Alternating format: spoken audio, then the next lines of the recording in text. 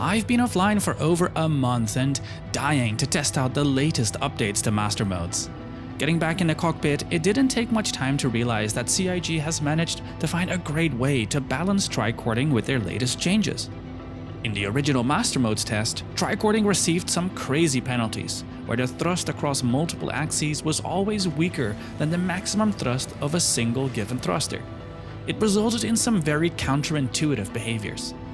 I suggested that they could clamp the thrust to the strongest thruster used, and it looks like they've done just that. It doesn't take long to notice that with these new tricording limits in the latest version, we can now tricord up to the acceleration values of that strongest thruster in use. For example, when you're using your mains and adding your verts or your lats, you're still going to get the main power to the maximum of its ability without getting that averaged penalty. This limits the strength of the tricord effectively, and that's what CIG wanted. Yet it avoids the counterintuitive characteristics where adding an axis of thrust makes you slower rather than faster. Now that no longer happens, and I know I'm pretty late with this feedback, but I wanted to give kudos to CIG for listening to player feedback and working together with the community as always to make the best flight model available. With that said, I'm of course still not a fan of the new SEM speed restrictions. They feel like an arcadification of the game beyond a point of no return in terms of delivering that immersive flight experience that I'm looking for, at least. There's been a great number of feedback as well on Spectrum and in the racing communities talking about the extreme G-forces applied to a ship in space when flying in nav mode and switching to SEM. It feels like another step towards the arcadification of the flight model that I personally don't really like to see.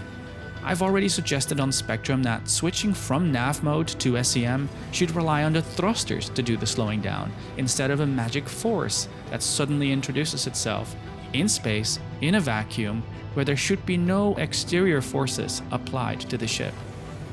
Technically, relying on the thrusters to do the slowing down could lead to an quote-unquote exploitation of the higher speeds in nav mode, but I honestly think that this introduces a cool skill check.